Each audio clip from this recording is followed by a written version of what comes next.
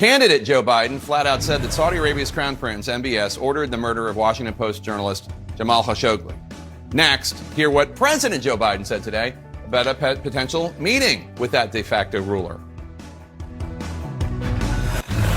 Our world lead now, President Biden is downplaying a possible meeting with Saudi Crown Prince Mohammed bin Salman, or MBS. MBS's hideous human rights record notwithstanding, he holds a lot of sway with OPEC, which Biden needs to open its spigots to bring gas prices in the U.S. down. The comments come as CNN's Alex Marquardt learns that the president could meet with the de facto Saudi leader in the coming weeks. The relationship with Saudi Arabia is one of the most critical the United States has, but is now one that has never been more troubled.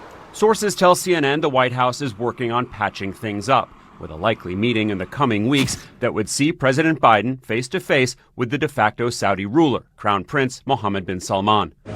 Look, we're getting way ahead of ourselves here. Today, the president told reporters there are no direct plans to visit Saudi Arabia, but admitted there's a possibility he'll visit the region.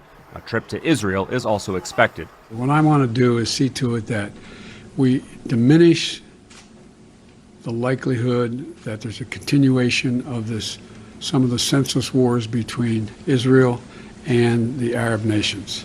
And that's what I'm focused on.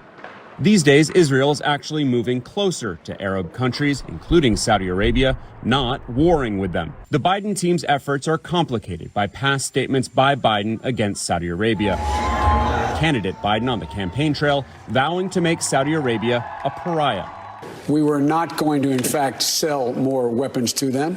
We were going to, in fact, make them pay the price and make them, in fact, the pariah that they are. Once in office, the intelligence community accused the Crown Prince, who's known as MBS, of orchestrating the murder and dismemberment of Washington Post journalist Jamal Khashoggi. Officials, lawyers, and human rights activists continue to howl about the long list of Saudi human rights abuses. The White House says Biden still views Saudi Arabia as a pariah. Today, he played that down. Is the kingdom still a pariah in your eyes? Look, I'm not going to change my view on human rights, but as President of the United States, my job is to bring peace if I can. Peace if I can. And that's what I'm going to try to do. From the time Biden called Saudi Arabia a pariah until now, gas prices have risen over 80%, driving up inflation. Since Biden took office, Russia has started a war in Ukraine. Iran's nuclear program is surging. Saudi forces are fighting Iranian-backed rebels in Yemen, currently with a fragile truce.